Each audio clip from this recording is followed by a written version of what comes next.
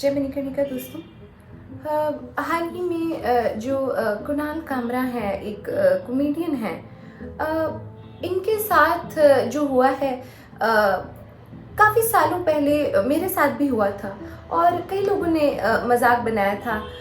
मैं इस बात को बिल्कुल कनेक्ट नहीं कर रही हूँ जो कुणाल कामरा जी के साथ हुआ है उससे, क्योंकि जो मेरे साथ हुआ था वो तो इलीगल था, जो इनके साथ हुआ है वो तो एकदम लीगल तरीके से किया गया है। और क्योंकि जो है मतलब जो जैसे कार्यकर्ता होते हैं बाकी पार्टियों के और बाकी लोगों के, वैसे ही जो है शिंदे जी के मारेकर्ता आ गए वहां पर और बहुत ही लीगल तरीके से एक कार्रवाई को अंजाम दिया गया। हम होंगे कंगाल एक दिन।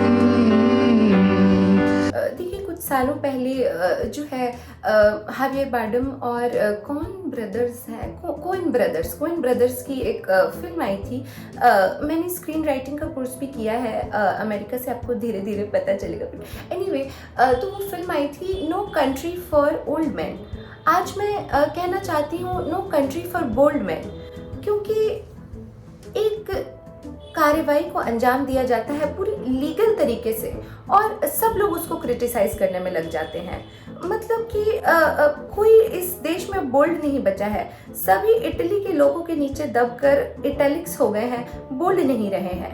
और मुझे तो लगता है कि गलत काम किया गया है इनफैक्ट, क्योंकि एक बात बताइए, पार्लियामेंट में जो है संजय राउत जी ने बोला था, वही बात बोली थी जो कामरा जी ने बोली, तो वहां पर क्यों नहीं तोड़फोड़ की गई है? ये छोटे मोटे हैबिटेट वालों का हैबिटेट क्यों उजाड़ दिया गया है?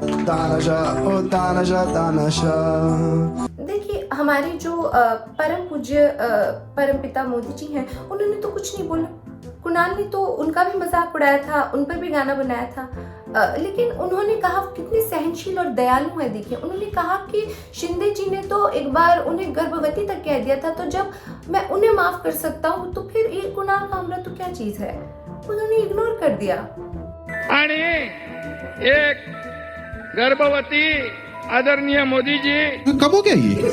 देखिए, स्टैंड अप कॉमेडी एक नई चीज़ आ गई है मार्केट में। तो स्टैंड अप कॉमेडी क्या होती है? लोग कहते हैं कि हम लोग जहाँ पे उत्पीड़न होता है, जहाँ अन्याय होता है, जहाँ किसी के राइट्स को दबाया जा रहा है, उसके खिलाफ हम लोग खड़े होते हैं। तो मुझे तो लगता है आज के समय में कॉमेडी को ही बैन कर देने की पूरी तरह से ज़रूरत है, क्योंकि अगर कॉमेडी नहीं होगी तो स्टैंड अप कॉमेडी नहीं होगी और ना होगा स्टैंड अप, और ना ये लोग खड़े हो पाएंगे किसी के भी खिलाफ में। और मुझे लगता है अब समय आ गया है, हमें अपनी कौम को चुनना है, कॉमेडी को नहीं चुनना है। तो आप लोगों को कॉम और कॉमेडी के बीच का ये फर्क समझना होगा। अपने लोगों के साथ खड़े रहिए, अपने लोगों के खिलाफ स्टैंड अप मत कीजिए। और मुझे सबसे ज़्यादा शिकायत है जो मेरे एक्स के जिगरी दोस्त हैं, मेरे भी ठीक ठाक दोस्त हैं, उनसे। मुझे लगता है कि रिया चक्रवर्ती वाले केस के बाद वो थोड़ा डिप्रेशन में चले गए हैं, क्योंकि वो इस केस पे कुछ नहीं बोले हैं। या फिर हो सकता है कि वो जो उनकी कुणाल कामरा को इग्नोर करने की परंपरा है उसको आगे बढ़ा रहे हैं, क्योंकि उस समय भी जब एयरपोर्ट पे कुणाल कामरा ने उन्हें धर दबोचा था तो वो उन्हें इग्नोर करके टू पॉप्स देख रहे थे। और अब भी मुझे लगता है कि वो अपने टू पॉप्स को देख रहे हैं। जब तक उन पॉप्स से इशारा नहीं आएगा ये कुछ नहीं बोलेंगे। इन्होंने सिर्फ अपने चंगू मंगू छोड़ दिए हैं कुणाल कामरा पे, जैसे करण जौहर अपने चंगू मंगू मुझ पे छोड़ देते हैं। तो मुझे लगता है अर्नब जी को भी जो है थोड़ी आवाज बुलंद करनी चाहिए इस मुद्दे पर और मांग उठानी चाहिए कि देश में कॉमेडी बैन होनी चाहिए। तमिलनाडु तेरी तमिलनाडु में आके मारेगा, देखो वही है कुणाल कामरा। हेलो, आजा आजा तमिलनाडु आजा। किधर आने का? तमिलनाडु। तमिलनाडु में कैसा पूछेगा भाई कुणाल कामरा? तमिलनाडु में कैसा पूछेगा बोल रहे? बात कर, एक मिनट, हमारे सर से बात करना। आपने वो वीडियो जो है ज़रूर देखी होगी जो कल से बहुत वायरल हो रही है कि जिसमें शिंदे सेना जो है कुणाल कामरा को कॉल करके बहुत ही प्यार भरे लहजे में पूछती है कि कुणाल भैया आपसे हम कैसे मिल सकते हैं, हमें आपके चरण स्पर्श करने हैं, हम आपकी बहुत कला की कदर करते हैं। और कुणाल कामरा बदतमीजी करते हुए गाली गलौज कर रहे हैं और बोल रहे हैं आना है तो आ जाओ तमिलनाडु आ जाओ। और फिर ये लोग बेचारे कहते हैं कि अभी तमिलनाडु कैसे आएगा रे।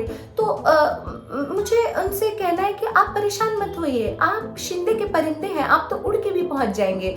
और अगर नहीं उड़ के जा पा रहे हैं तो आप थाने की रिक्शा करके तमिलनाडु चले जाइए। और मुझे पक्का यकीन है कि आप थाने की रिक्शा करके भी तमिलनाडु जाएंगे तो भी आप थाने नहीं भेजे जाएंगे, क्योंकि जब पप्पा भय कोतवाल तो डर काहे का।